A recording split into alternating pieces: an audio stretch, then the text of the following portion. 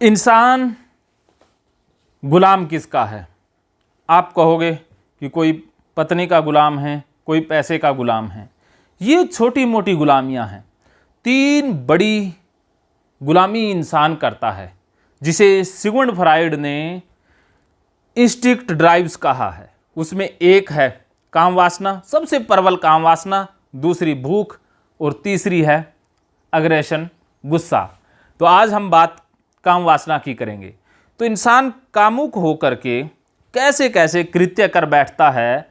काम वासना से ना ऋषि बच पाए, ना देव, ना असुर। आज के इस वीडियो में एक ऐसे राजा की हम बात करेंगे जो कामुक होकर के संबंध बनाता है, लेकिन उसके बाद वो उसे भूल भी जाता है। वो कौन है और क्या उससे भूल हुई? आखिर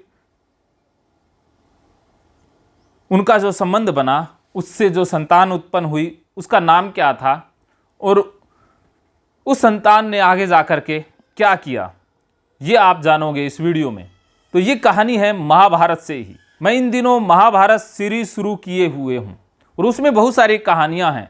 उन कहानियों में जो मनोविज्ञान है, उस मनोविज्ञान को आप तक लेकर आता रहता हूँ, ताकि आपको इंसानों को समझने में आसानी हो, इंसान के मनोभावों को पढ़ने में आसानी हो, आप धोखे और ठगी के शिकार ना हो पाएं। इसीलिए मैं ये मनोविश्लेषण महाभारत से आप तक लेकर आता रहता हूं। पिछले वीडियो में हमने जाना था कि ऋषि विश्वामित्र और मेनका के संबंध से शकुंतला का जन्म हुआ। अब शकुंतला का जन्म तो हो गया, लेकिन उसे पाला पोसा ऋषि कणव ने। अब ऋषि कणव के आश्रम में शकुंतला रहती है। अब शकुंतला जवान हो गई है। उसी दौरान एक राजा हुआ करते थे, राजा दुष्यंत। क्षत्रिय थे। अब क्षत्रिय हैं। एक दिन वो शिकार खेलने के लिए गए। शिकार खेलते खेलते ऐसी सुनसान जगह पर चले गए जहां पर ऋषि कणव का आश्रम था।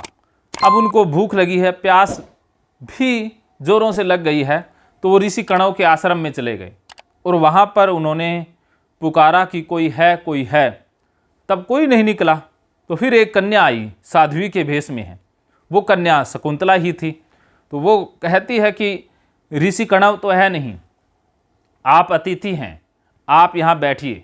तो उनको भोजन पानी दिया गया। अब राजा हैं, क्षत्रिय हैं, अकेली कन्या को देखते हैं तो मोहित हुए बगैर कैसे रह सकते हैं। क्षत्रिय एक ऐसा वर्ग है जो अहंकारी वर्ग है। आज के समय में हम क्षत्रिय वर्ग की बात करें तो जैसे जाट कम्युनिटी है और जो सिख कम्युनिटी है, जो ऐसी कम्युनिटी है जो बहादुर कम्युनिटी है, जो निडर कम्युनिटी है, जो लड़ाई झगड़े के लिए हमेशा तैयार रहती है, तो क्षत्रिय इस वर्ग को कहा जाता है।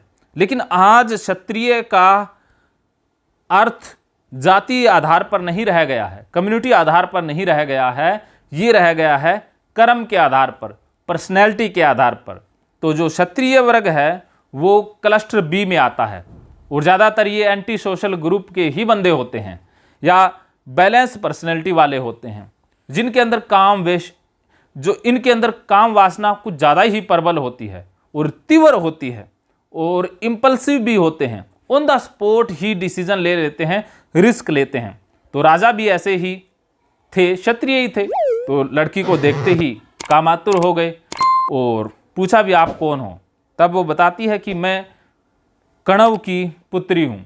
तब क्षत्रिय राजा कहता है कि भाई कणव की पुत्री ऐसी नहीं हो सकती, सच सच बताओ तुम कौन हो, तुम जरूर क्षत्रिय हो। तब वो कहती है कि मैं विश्वामित्र और मेनका की पुत्री हूँ। वो पूरी कहानी बता देती है जो मैंने पिछले वीडियो में बताई थी। तब राजा अपने मतलब के अनुसार इस कहानी का अर्थ निकालते हैं, क्योंकि राजा को तो संबंध स्थापित करना है, क्योंकि काम वासना हावी हो चुकी है। तो अब वो कहते हैं कि आप भी क्षत्रिय लड़की हो। तो काम वासना से ग्रसित इंसान किसी भी वर्ग को नहीं देखता है। जैसे जब ब्राह्मण के ऊपर काम वासना हावी होती है, तब वो ये भी नहीं देखता कि क्षत्रिय महिला है या शूद्र महिला है। बहुत सारे ऐसे जो ब्राह्मण हैं, क्षत्रिय हैं, वो शूद्र वर्ग की महिलाओं के साथ भी संबंध बना लिया करते हैं। जो कहते हैं कि हम दूसरे के घर का पानी नहीं पीते, या जो छोटी जाति के लोग हैं उनके हाथ का खाना नहीं खाते, उनके हाथ का पानी नहीं पीते, उनके घर नहीं जाते, लेकिन जब काम वासना उनके ऊपर हावी होती है तब वो छोटी जाति की महिला के होंठ से भी होंठ लगा लेते हैं। जो जूठन का इतना ख्याल रखते हैं, अशुभ मानते हैं, वो होठों से होठ भी चिपका लेते हैं। तो इससे क्या पता चलता है? इससे पता चलता है इंसान की मनोवृत्ति का, कि जितने भी नियम बने हैं वो उन लोगों ने बनाए हैं जो काम वासना के संबंध में बीमार व्यक्ति थे, या तो भगोड़े थे, या साइकोलॉजिकल या मनोवैज्ञानिक रूप से बीमार थे, या जिन्होंने काम को दबा लिया था। तो उनकी फ्रस्ट्रेशन ही ये नियम बन गए। ये ऊंच नीच का भेदभाव, ऐसे कानून ऐसे ही लोगों ने बनाए हैं जो बीमार थे, खास करके काम वेश के बीमार थे। तो अब उन लोगों ने ये नियम बना लिए हैं। लेकिन कामातुर हुआ व्यक्ति नियम कानून की धज्जियां उड़ा देता है। उसको काम चाहिए तो चाहिए, बस उसे वही दिखाई देता है। तो राजा दुष्यंत के ऊपर भी अब काम हावी है, तो वो वही देख पा रहे हैं। अब हुआ क्या कि वो कहते हैं कि आप मुझसे विवाह कर लो। तो लड़की भी कहती है कि ऐसे में गंधर्व विवाह उचित है। गंधर्व विवाह क्या है? Love marriage. आज के समय में जो लव मैरिज हैं, जिनमें लड़की लड़का एक दूसरे को पसंद करते हैं, चाहे किसी भी कास्ट के हो, तो उसे पुराने समय में महाभारत काल में गंधर्व विवाह कहा जाता था। दोनों गंधर्व विवाह कर लेते हैं और संबंध स्थापित करते हैं। जैसे ही राजा संतुष्ट हो जाता है, अब उन्हें डर भी सताने लगता है कि मामला तो गड़बड़ कर दिया है, क्योंकि कणव ऋषि हैं, कहीं वो श्राप वराप ना दे दें। क्योंकि ऋषियों का पुराने समय में राजा महाराजा बहुत आदर सम्मान करते थे, दान दक्षिणा देते थे। लेकिन इसके पीछे मनोविज्ञान यही था कि वो डरते थे कि ये श्राप दे देंगे। अगर कोई ऋषि महात्मा श्राप ना दे किसी को, तो कोई राजा उनका मान सम्मान करने वाला नहीं है। इंसान डर के कारण सब कुछ करता है, लेकिन इसका ये मतलब नहीं है कि उसके अंदर से आ रहा है। डर का मनोविज्ञान आज भी है और उस समय भी था। जैसे हम राजनेताओं की इज्जत करते हैं, हाथ जोड़ते हैं, उनके चरणों में लिपटे रहते हैं। ब्यूरोक्रेट्स हैं जो बहुत बड़े पदों पर आसीन पदाधिकारी हैं, उनकी हम आओ भगत करते हैं। वो किस लिए करते हैं? डर के कारण, कि अगर भाई से नाराज कर दिया तो ये ऐसे ही होते हैं, ये कोई भी एक्शन ले लेते हैं, तो डर के कारण करते हैं ना। तो ऐसा ही पुराने समय में ऋषि महात्माओं की इज्जत, ज़्यादातर सभी की बात नहीं कर रहा, ज़्यादातर ऐसे ही इज्जत होती थी। लेकिन ऋषियों को भ्रम यही रहता था कि उनकी इज्जत होती है। ये भ्रम ही था उनका, और कुछ भी नहीं, क्योंकि वो भी तो किसी न किसी डिसऑर्डर के मरीज ही तो थे। अब राजा दुष्यंत शकुंतला से कहते हैं कि मैं आऊँगा, सेना लेकर के आऊँगा, फिर तुझे लेकर के जाऊँगा। तो अकेली उसे छोड़ करके 9-2-11 हो जाते हैं। अब महिला वेट कर रही है, शकुंतला वेट कर रही है, वो आए ही नहीं। इसमें देखिए, महिला है वो समर्पित होती है, वो पुरुष के प्रति समर्पित होती है। उसके अंदर यूज एंड थ्रो वाला नहीं होता भाव। लेकिन पुरुष है वो ऐसा होता है कि वो आज यहाँ है, दूसरी बार कहीं और मिलेगा। वो बदलता रहता है, पार्टनर बदलने में ज़्यादा विश्वास करता है। लेकिन महिला ऐसा नहीं सोचती है। इसके पीछे गहरा मनोविज्ञान है, उसको हम कभी फिर से जानेंगे। तो राजा भूल गए हैं, क्योंकि राजा को डर था भी वापस गया तो कणव ऋषि श्राप दे देंगे।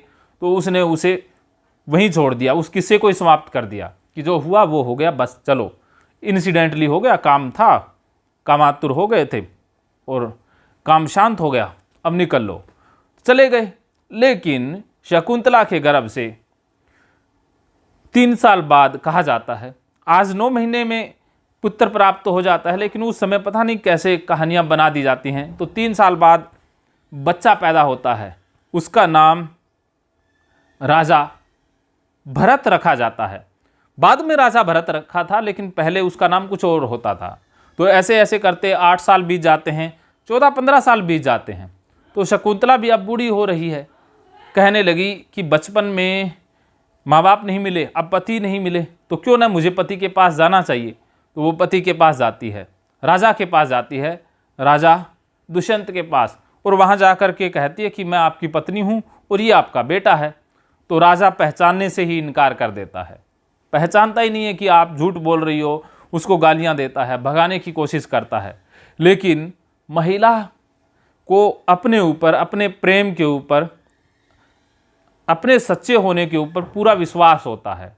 वो गाली गलौज भी नहीं करती है, वो हमेशा समर्पण भाव में जीती है। तो वो स्वीकार कर लेती है कि हो सकता है मेरी गलती हो, बचपन में माता पिता ने त्याग दिया, अब तुम त्याग दो, मेरी तो किस्मत ही ऐसी है। तो महिला स्वीकार भाव में ज़्यादा जीती है और कहती है कि इस बेटे को तो रखो, ये प्रतापी राजा होगा।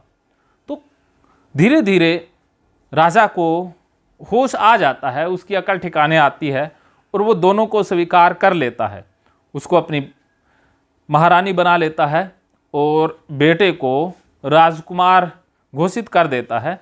और आगे जा कर के वही बेटा राजा भरत के नाम से प्रसिद्ध हुआ, उसी के नाम से हमारे देश का नाम भारत पड़ा।